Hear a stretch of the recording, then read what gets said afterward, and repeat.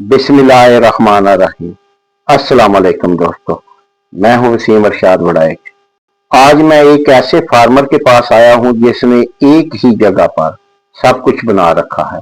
उसका मछली फार्म भी है, बकरे भी, खरगोश भी रखे हुए हैं, असील मुर्गे भी। और यकीन जाने असील मुर्गे जितने में वो सेल करते हैं, इतने में आम बंदा सोचे मैं बकरा ही ले लूं। हर चीज के बारे में बात करते हैं।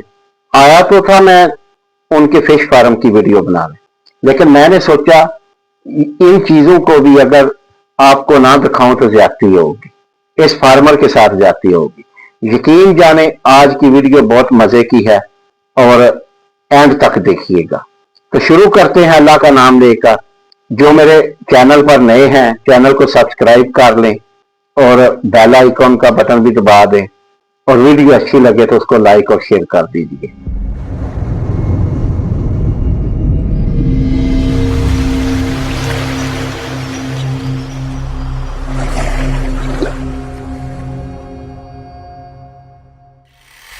अस्सलाम वालेकुम। वालेकुम सलाम।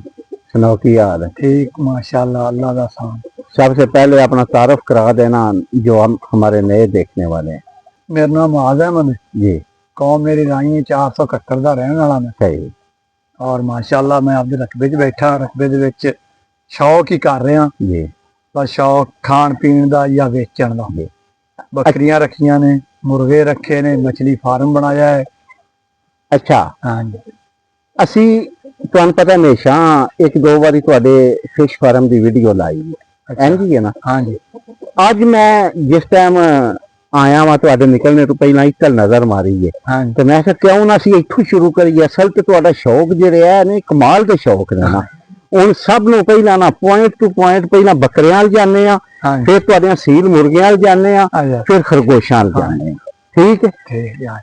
अच्छा, ਇਹ सब घर ਦਾ ही माल है? हाँ जी बिल्कुल माशाल्लाह घर का माल। अच्छा। हाँ। ए बकरी है? हाँ जी ये बकरी है माशाल्लाह। ते एदी जाल आदे? हाँ ये औलाद इनदी माशाल्लाह। अच्छा। बकरे भी इनदे ने। अच्छा, ते एक परा वो बकरी है? हाँ एक और बकरी है, भेड़ है। ते मैंने ये दसो कि तुसा ए देसी मुर्गे बहुत ज्यादा सील मुर्गे देख रहे हैं, ये किन्ने क रखे ने? ये तकरीबन इस टाइम 80 तो 90 छोटा बड़ा है। 80 तो 90? हाँ। ये अल्लाह दी रहमत नाल घर दा रोजगार भी तोड़दे ने। अच्छा। वेच भी लईदे। मैंने ये दसो कि ये वेच भी लेंदे हो? हाँ जी बहुत कीमत नाल विकदे ने। कोई दसो हाँ अजकल दे विच कोई तुहां किन्ने? आज तो 8 दिन पहला मैं 4 मुर्गे बेचे ने 75,000। 4 मुर्गे 75,000? हाँ जी 4 मुर्गे बेचे ने 75,000 दे। ਇਹ ਸ਼ੌਕ ਆਏ ਬੰਦੇ ਲੈ ਕੇ शौकीन बंदे दूरों दूरों आंदे ने मेरे को ले जांदे ने अल्लाह दी रहमत नाल। अच्छा। हाँ। ਤੇ ਯਾਨੀ ਐਡੇ ਐਡੇ ਆ ਸਾਨੂੰ हाँ इन्ने ने 1.5 साल दे सी। डेढ़ साल ਦੇ। ਅੱਛਾ। ਤੇ ਇਹ ਮੈਂ ਤਾਂ ਵੇਖਣਾ ਵਾ ਕਿ ਤੁਸੀਂ ਇਹਨਾਂ ਦੇ ਕਮਰੇ ਵੀ ਬਣਾਏ ਨੇ, ਲੇਕਿਨ ਇਹਨਾਂ ਦੇ ਟੋਕਰੇ ਰੱਖੇ ਨੇ। हाँ ਉਹ ਕਿਉਂ? ਰਾਤ ਨੂੰ ਇਹਨਾਂ ਦੇ ਵਿੱਚ ਹੁੰਦੇ ਨੇ ਅੱਛਾ। ਤੇ ਸਵੇਰ ਜਿਹੜਾ ਨਾ ਬਾਹਰ ਕੱਢ ਦੇਣੇ ਹੁੰਦੇ ਨੇ ਧੁੱਪ ਤੇ। ਨਹੀਂ, ਮੈਂ ਗੱਲ ਕਰਨ ਦਾ ਮਕਸਦ ਹੈ ਵਿੱਚ ਜਿਹੜੇ अलग-अलग टोकरे तुहां रखे हैं। हाँ जी। ये क्यों रखे ने? एक दूजे मारते हैं? हाँ ये आपस में फिर लड़ते हैं ना जी। लड़ाई चंगी नहीं होती। अच्छा। हाँ हाँ दिन ਨੂੰ ਧੁੱਪੇ ਤਾਰ ਦਿੰਦੇ, ਰਾਤ ਨੂੰ ਇਹਦੇ ਵਿੱਚ ਤਾਰ ਦਿੰਦੇ। अच्छा। ਇਹ ਤੁਸੀਂ ਇੱਥੇ ਹੀ, ਮੇਰਾ ਮਕਸਦ ਹੈ ਇਸ ਡੇਰੇ ਦੇ ਉੱਤੇ ਹੀ ਤੁਸੀਂ ਇਹ ਤੁਹਾਡਾ ਇਨਕਮ ਦਾ ਰਾਜ਼ ਤੇ ਅੱਗੇ ਛੁਪਿਆ ਸੀ। ਮੈਨੂੰ ਤਾਂ ਨਹੀਂ ਸੀ ਨਾ ਪਤਾ। ਅੱਜ ਮਾਸ਼ਾਅੱਲਾ ਤੁਸੀਂ ਦੱਸਿਆ ਹੋਵੇ। ਕੱਲ ਵੀ ਵੇਚੇ ਨੇ 4 ਪੱਠੇ ਅੱਧਾ ਕਿਲੋ ਦੇ ਸੀ 17,000 ਦੇ। 4 पट्ठे 17,000 ਦੇ ਵਿੱਚ? ਅੱਧਾ ਕਿਲੋ ਦੇ। ਅੱਛਾ, ਇਹ ਬੱਚੇ ਆਪ ਹੀ ਕਢਾਉਂਦੇ ਹੋ? ਘਰ ਹੀ ਕਢਾਉਂਦੇ ਹਰ ਚੀਜ਼। ਬੱਚੇ ਤੇ ਵਿਖਾਓ ਤੇ ਬੱਚਿਆਂ ਵਾਸਤੇ ਜਿਹੜੇ ਜਗ੍ਹਾ ਬਣਾ ਜੀ। ਹਾਂ ਇਹਨਾਂ ਦੇ ਵਿੱਚ ਰਾਤ ਨੂੰ ਛੋਟੇ ਵੱਡੇ ਸਾਰੇ ਮੁਰਗੇ ਹੁੰਦੇ ਨੇ। ਇਹ ਟਾਂਗੀਆਂ ਬਣਾਈਆਂ ਨੇ, ਇਹਨਾਂ ਉੱਤੇ ਬੈਠਦੇ ਨੇ ਮੁਰਗੇ, ਮੁਰਗੀਆਂ, ਬੱਚੇ ਛੋਟੇ ਵੱਡੇ। ਮਤਲਬ ਇਹ ਆਰਾਮ ਕਰਨ, ਥੱਲੇ ਦੇ ਨੇ, ਥੱਲੇ ਬੈਣ, ਉੱਤੇ ਬੱਚੇ ਜਿਨ੍ਹਾਂ ਦੇ ਬੱਚੇ ਨੇ ਉਹ ਥੱਲੇ ਬੈਠਦੇ, ਜਿਹੜੇ ਵੱਡੇ ਨੇ ਉਹ ਉਧਰ ਚਲੇ ਜਾਂਦੇ। ਪੂਰਾ ਦੇਸੀ ਮਾਹੌਲ। ਹਾਂ ਫਿਰ ਉਸ ਤੋਂ ਬਾਅਦ ਜਿਨ੍ਹਾਂ ਨੇ ਆਂਡੇ ਲਾਉਣੇ ਨੇ ਉਹਨਾਂ ਨੇ ਇਹਨਾਂ ਜਗ੍ਹਾ ਤੇ ਆਂਡੇ ਲਾਉਣੇ ਨੇ ਆਪੋ ਆਦੀਆਂ ਟੋਕਰੀਆਂ ਦੇ ਵਿੱਚ। ਉਵੇਂ ਸਿਵੇ ਬਹਿ ਜਾਣ। ਇਹ ਬੈਠੀ ਮੁਰਗੀ ਅੱਲਾ ਦੀ ਰਹਿਮਤ ਨਾਲ, ਇਹ ਆਂਡੇ ਲਾਏ ਪਏ ਨੇ। अच्छा, ਇੱਥੇ ਇਹ ਨਾ ਆਂਡੇ ਆਪੋ ਆਪਣੀ ਜਗ੍ਹਾ ਤੇ ਬਸ ਇਹਨਾਂ ਨੇ ਕਿਰੇ। ਅੱਛਾ, ਮੈਨੂੰ ਇਹ ਦੱਸੋ ਵੀ ਆਂਡੇ ਜੇ ਲਾ ਲੈਂਦੀਆਂ ਨੇ ਤੇ ਤੁਸੀਂ ਛੋਟੇ ਬੱਚੇ ਤੇ ਨਹੀਂ ਵੇਚਦੇ ਹੋਣੇ? ਨਹੀਂ ਨਹੀਂ ਛੋਟੇ ਨਹੀਂ ਵੇਚਦੇ ਨਾ, ਆਂਡਾ ਵੇਚਣਾ। ਅੱਛਾ। ਹਾਂ ਘਰ ਖਾਣਾ ਹੈ, ਜਿਹੜਾ ਬਾਕੀ ਮੁਰਗੀਆਂ ਥੱਲੇ ਰੱਖ ਦੇਣੇ ਨੇ। ਅੱਧਾ ਕਿਲੋ ਤੋਂ ਜ਼ਿਆਦਾ ਕਰਕੇ ਵੇਚਣਾ ਹੈ। ਅੱਛਾ। ਹਾਂ ਅੱਧਾ ਕਿਲੋ ਦਾ ਤੇ ਹੁਣ ਏਡਾ ਮਹਿੰਗਾ ਸਾਡੇ ਜੇ ਮਾਤੜ ਬੰਦੇ ਕੋ ਕਿੱਥੇ नहीं लै ही नहीं सकता। ਜਾ ਜਾ हाँ आओ खरगोश वहां हाँ जी जी है जनाब मेरे खरगोश ने, ये शौक खरगोशां दा है। अच्छा ਬਲੈਲਰ ਲੈਣ ਦੀ ਲੋੜ ਕੋਈ ਨਹੀਂ ਦੀ, अच्छा ਜਦੋਂ ਦਿਲ ਕਰੋ ਇੱਥੋਂ ਫੜੋ ਤੇ ਖਾਓ। ਦੇਸੀ ਮਾਹੌਲ ਦੇ ਵਿੱਚ ਨੇ। तकरीबन किन्ने एक जे इस टाइम ਇਹ ਵੀ ਤਕਰੀਬਨ 50 ਤੋਂ 60 ਦਾਣਾ ਹੈ। ਇਹ ਉਹ ਜਿਹੜਾ ਮੈਂ ਪਾਈਪ ਪਿਆ ਵੇਖਣਾ ਵਾ ਹਾਂ ਮਾਜ਼ ਅਹਿਮਦ ਹਾਂਜੀ ਇਹ ਉਸ ਪਾਈਪ ਦੇ ਵਿੱਚ ਅੱਗੇ ਤੁਸੀਂ ਥੱਲੇ ਖਾਨਾ ਬਣਾਏ ਆ ਹਾਂ ਖਾਨਾ ਬਣਾਇਆ, ਟੋਇਆ ਬਣਾਇਆ। ਟੋਇਆ ਬਣਾਇਆ, ਉੱਤੇ ਛੱਤ ਸੜੇ ਆ ਉੱਤੇ ਛੱਤ ਛੱਡ ਰਿਹਾ। ਇਹ ਸਾਰੇ ਦੇ ਵਿੱਚ ਉੱਪਰ ਹਟੋ ਨਾ ਜੀ ਇਹ ਇੱਥੋਂ ਹੀ ਜਾਓ, ਉਹ ਉੱਤੇ ਸਭ ਵਿੱਚ ਖਰਗੋਸ਼ ਵੱਡਾ ਬੈਠਾ ਆ ਛਾਪਿਆਂ ਦੇ ਵਿੱਚ ਜੀ ਇਹ ਪੱਠੇ ਹੀ ਖਾਂਦੇ ਨੇ ਹਾਂਜੀ ਪੱਠੇ ਖਾਂਦੇ ਨੇ, ਅੱਛਾ ਕਰਪਾ ਦਿੰਦੇ ਨੇ। ਇਹ ਸਭ ਸਹੀ। ਵਿੱਚ ਖਰਗੋਸ਼ ਨੇ। ਸਹੀ ਹੈ ਮੈਂ ਡੰਗਰ ਰੱਖੇ ਨੇ ਹਾਂਜੀ ਮਾਸ਼ਾ ਉਹ ਡੰਗਰ ਹੈ। ਠੀਕ ਹੋ ਯਕੀਨ ਜਾਣੋ ਮਿਲ ਜਿੰਨਾ ਕੁ ਸਵਾਦ ਤੇ ਆਉਂਦਾ ਹੈ ਨਾ ਸਾਡੇ ਵੇਖਣ ਆਇਆ ਨੂੰ ਉਹ ਤੋਂ ਵੱਧ ਕੇ ਆਉਣਾ ਅੱਗੇ ਤਾਂ ਤੁਹਾਡਾ ਮੇਰਾ ਮੱਛੀ ਫਾਰਮ ਵਿਖਾਣੇ ਆ ਨਾ ਜੀ ਦੋਸਤੋ। ਇਹ ਗੱਲ ਵੇਖ ਲਓ ਤੁਸੀਂ ਕਿ ਮਾਜ਼ ਨੇ ਮਿਹਨਤ ਕਰਦਾ ਪਿਆ ਤੇ ਹਰ ਸ਼ਹਿਰ ਦੇਸੀ, ਹਰ ਸ਼ਹਿਰ ਦੇਸੀ ਵੇਖੋ ਨਾ ਤੇ ਘਰ ਵੀ ਤੇ ਨਾਲ ਪੈਸੇ ਵੀ ਹੈਂ ਹਾਂ ਤੇ ਮਾਸ਼ਾਅੱਲਾ ਤੁਹਾਡੇ ਜਿਹੜੇ ਬੇਟੇ ਨੇ ਉਹ ਵੀ ਨਾਲ ਸਾਥ ਦਿੰਦੇ ਨੇ ਬਰਾਬਰ ਜੀ, ਉਹ ਬੜਾ साथ दे रहे हैं। अल्लाह खैर करे। चलने हैं मच्छी फार्म पे हैं जी। अब आ गए आपके फार्म पर। हाँ जी इसमें आपने पहले भी बताया था लेकिन कुछ ना नए दोस्त आते हैं देखने वाले, पुरानों को तो पता है ठीक है ना। अब एक दफा फिर बता दें, एक तो इसकी जगह बता दें ये कितनी जगह में है। ये पूरी जिवें पंजाबी दे विच एक विघा है पूरा 12 विच है 2.5-3 कनाल जी दोस्तों तकरीबन 3.5 कनाल जगह है ठीक है। इसकी गहराई कितनी है? ये गहराई 10 तो 11 फुट है जी 10-11 फुट गहराई है। इसमें आपने कितनी मछली डाली थी? पहली मरतबा ना इहदे विच मैं पाई सी 500 दाना, अच्छा हुण पाया 600 दाना ते हुण तकरीबन आज तो 4 दिन पहला फड़ी है, तकरीबन 2.5-3 3.5 इत्थे।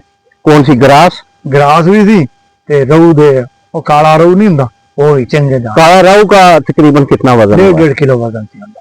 अच्छा इसको आप रोजाना की बुनियाद पर कितना चारा तकरीबन डालते हैं? बस कोई समझ नहीं आ रही, बस थब्बा सुबह पा जी दा थब्बा शाम नू।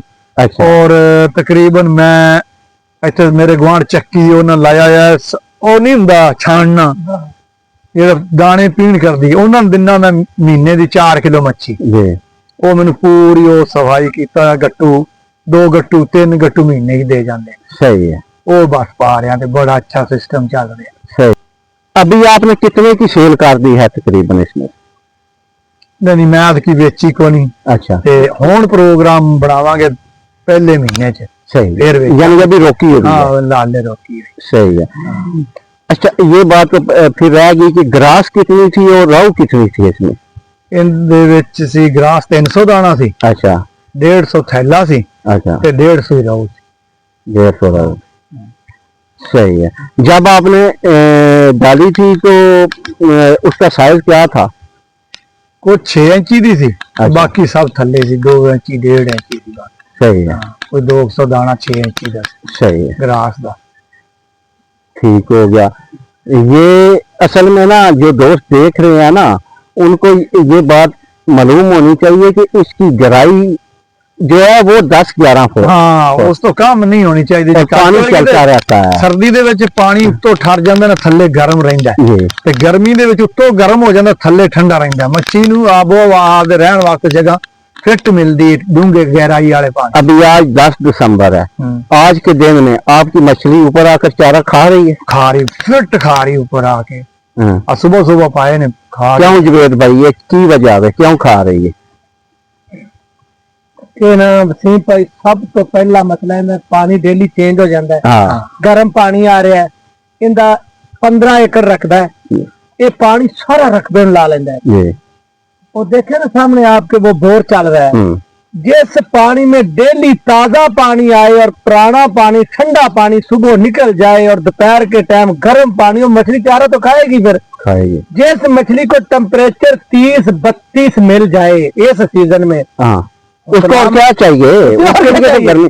यही सबसे बड़ी जो बात है ना इस फार्म की ये चारा खा रही है इसी वजह से कि टेम्परेचर जो है हाई है पानी का। देखें मेरी बात सुने, आज मैं भी हूँ, जुवेद भाई भी है, आप भी हैं, माशाल्लाह से आप भी 3 साल से काम कर रहे हैं।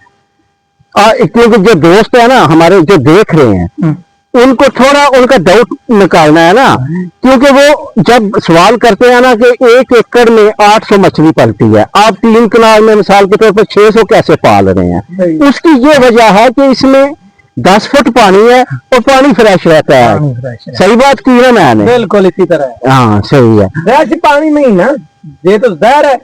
जब पानी भी 10 फुट हो और फ्रेश हो, डेली का डेली, ये 2 एकड़ 3 एकड़ को रोजाना पानी लगाते हैं, तो 2-3 एकड़ का पानी नया इसमें आ जाता है, तो साफ ज़ाहिर है पानी तो गर्म होगा। जी माज भाई, अब एक जो हमारे जमींदार, जो हमारे काश्तकार, छोटे काश्तकार हों या बड़े, जिन्होंने सोलर ट्यूबवेल लगाया हुआ है, उनको एक मशवरा दें कि सोलर ट्यूबवेल के आगे उन्हें इस तरह का डैम बनाना चाहिए कि नहीं बनाना चाहिए? बिल्कुल बनाना चाहिए। तो फ्री का पानी थे और फ्री दी ये मछली ग्रेवी, ये जिम्मेदार थी।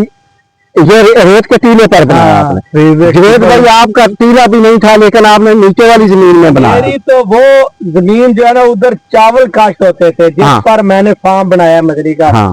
डैम बनाने के 2 फायदे ये हैं कि एक तो आपका पानी स्टोर हो जाता है, अभी नहर की बंदी आ जाएगी, हमारा पानी स्टोर रहेगा, वो जब चाहे आपकी फसल को आप लगा सकते हैं। दूसरा ये, जैसे माज भाई ने बात की ना ग्रेवी वाली, तो आपने अभी चेक किया मेरी मछली, ये ग्रेवी है ना, हम तो ग्रेवी बस यही बात है, यानी पानी वैसे ही है। हाँ जी, फसलों को देने से पहले हम मछली पाल रहे हैं। इससे बड़ा एक चलते हुए पानी पर 5 चक्की लगा देते हैं, वो चक्की घूमती रहती है, पानी तो वही गिर रहा है ना।